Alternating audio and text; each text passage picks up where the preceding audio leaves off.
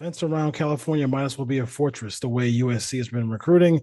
Mark Bowman, the newest recruit to come to USC. We'll talk about that and much more here on the Student Body Right USC podcast.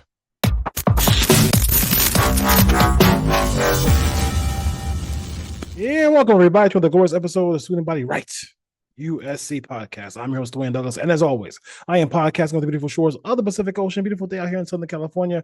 PORSPS, my Twitter handle. So check me out there. And we'll talk. We'll talk a little bit. We'll talk Coach B a little bit. Later in the week maybe, or maybe next week. I know he's excited about this move here. These teams in the Big Ten have big time tight ends. You see Colston, you see all these guys get drafted. Ferguson last year for Oregon, all these teams have one, and it's kind of a missing piece to the USC offense has been a tight end. I know Lake McCree has come in with some clutch catches here and there, but Lake does not have the ability of a Mark Bowman. Mark Bowman is modern day, just a tremendous athlete. He is so many of his highlights, and we'll check out some of those throughout the show, so you guys can look at it. But he's just a guy who just catches the ball for 7-8 yards and then outruns the entire team. This is Gronk physicality. This is Brock Bowers type ability. This guy is going to be a huge factor for SC here. 6'5", 225 pounds. I mean, just runs. He's a legit 5-star. No matter what. Sometimes on three likes to change it up a little bit when the guys go to USC. Wink, wink. We know that how that goes, but. I think it was I forgot the name of the guy the guy on three who was talking about it, but this is first round pick ability. This guy is a first round pick. It's just that simple. He's a first round draft pick in the National Football League. And that's the bottom line. That's how good he is. He is that awesome. And it's beautiful to see that USC is again playing at this. I mean, playing in the big kids pool when it comes to recruiting. It's fun to watch. It's fantastic to watch. I love every I love every bit of it. If you're a USC fan, you have to love it as well, because this is what the brand is. The brand is about the best. It's about being the best. The brand is about bringing in the best. And this guy is just a tremendously gifted player who is going to dominate and it's going to be so much fun to see what Lincoln Riley does with him all over the field. This is a guy who's, if you're a quarterback, if you're Longstreet, if you're a quarterback or whatever for SC, Riot Lions down the road, this guy's going to get himself drafted in the first round. He's going to get you drafted in the first round. I mean, you're going to get drafted in the first round because of his ability. It's gonna look crazy. He is really good. I mean, this is one of those few 5-stars who are just can't miss guys. And I think we go back and look at Lincoln Riley and his time with Mark Andrews, and ever since then he really hasn't. I'm surprised he hasn't had a really good tight end since then. But I will definitely say that this. I mean, I don't usually go ahead and wax poetic about high school recruits. I don't. I usually wait till they're here. Let's see what the film says, and we'll take it from there. But this is a guy just like an offensive version of Jakeem Stewart. Jakeem Stewart should be a first round pick if everything goes right. This guy should be a first round pick in the NFL draft. He's that good. He is. His highlights. Let me tell you, some highlights. If I pull some highlights from certain places, it'll take my video down. So like definitely. I'll try to put. I'll probably remember to put one of his highlight tapes in the bio and the link for the show and the link of the show. But it's just he's just this is the kind of talent that you expect to get. Being a running for, if you will, when you're USC. And this is players like this is the reason why Lincoln Riley left Oklahoma to come to USC because the NIL difference is going to be is a big thing here, and what they're doing with NIL, what they're doing with Chad Bowden it's just been phenomenal. And that three-headed monster of Cohen, of of Chad, and then you also have Chad Bowden, and then you have Lincoln Riley. That could be something that could feed families here. And but Lincoln again, we can't. I'm not going to ignore the fact that Lincoln has to do his part now. Lincoln has to do his part. This team is good enough to make the playoff. I'm not going to shy away from that. This team is good enough to make the playoff. Now the schedule is going to be hard because it depends on obviously Nebraska on the road. That is one of the biggest home field advantages in all sport. So in all sports, so that could be a tough place to play. Got to play Notre Dame and they got to play Oregon. So obviously that's going to be a really tough a, a tough place to go when you consider that USC has not won a road game in this conference yet in football. I don't count UCLA. UCLA playing at UCLA is not really a road game, So they have to get that done. And Link has a lot of the pieces he needs. Everybody's already, all the national guys and all the guys who cover college football already talking about Wayman Jordan in the backfield. He knows he got three guys there who can really tote the rock. Then you got two outstanding receivers. So the pieces are coming together.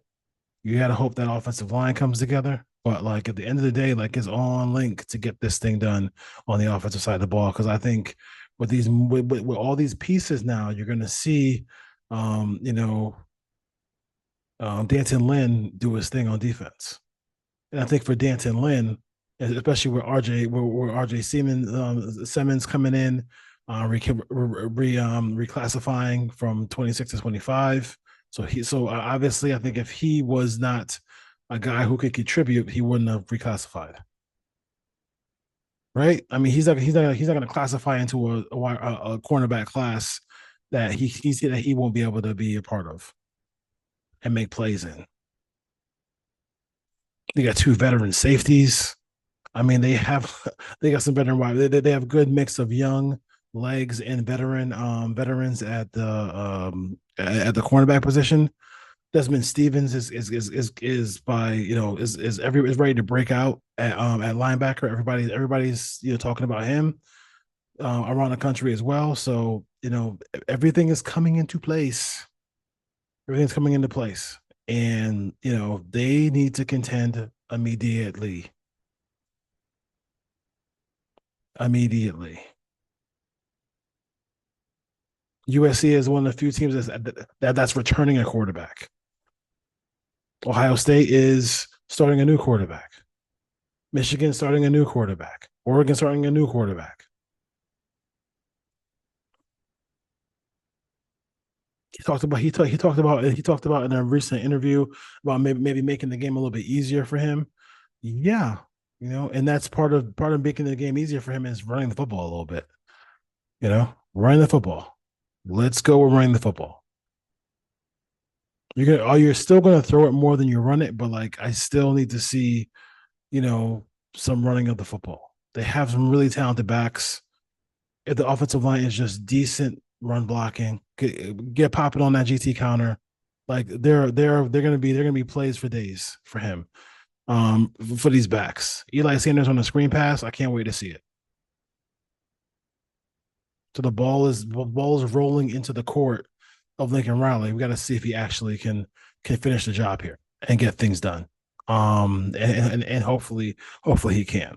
The Oregon Ducks. So the Oregon Ducks have lost. I think Josh Pay had a great tweet the other day, and he's really seeing the light here. He talked about in his tweet. And let me see if I can get the let me get the a very sarcastic tweet. Let me just see if I can get that Josh Pate tweet real quick. It's a good one for Trojan fans. If you haven't seen this one, I'll pop it on the screen for you too. I'm trying to find it real quick. Um, Let me see if I just add USC to the filter. Let's see if I can add the filter. Where is it here? Let's see if I can find it. See if it can come back. If I can find that tweet about USC. Okay, if I can't find it, I'll put it on the screen for you, and I'll look for it while when I edit the show. But he said that USC loses a recruit, it's the end of the program, and when they get a recruit, it's like, oh, it means nothing. It means nothing, and it's probably the funniest. It's probably the funniest thing that I can ever, um, you know, talk about because us as USC fans have talked about that forever, right? We lose a guy, and it's the end of the world. We get a guy, and it's like, oh, nobody even talks about it. I can tell you, like, if Oregon had got Bowen, um, got Mark Bowen, if somebody else got him, if Alabama got him, it would be big news. Always remember that On3 is in the South. Headquarters are in the South. Always remember that all like 24/7 is they started in the South, but they actually have a West Coast branch. A West Coast. I mean, the guys at USA Football and all the other West Coast guys do a good job. So it is what it is. But like at the end of the day, like that's a big. I mean, that's a big but like that's the part of it. Like we know that's part of the hate and part of the foolishness about people who cover college football and talk about USC is that when they lose a guy, it's a big deal. It's the end of the program. It's like fire Lincoln Riley. But then when they get a guy like the top tight end prospect in the whole country, then it's like okay, it's like it's like pins dropping. You don't even hear it.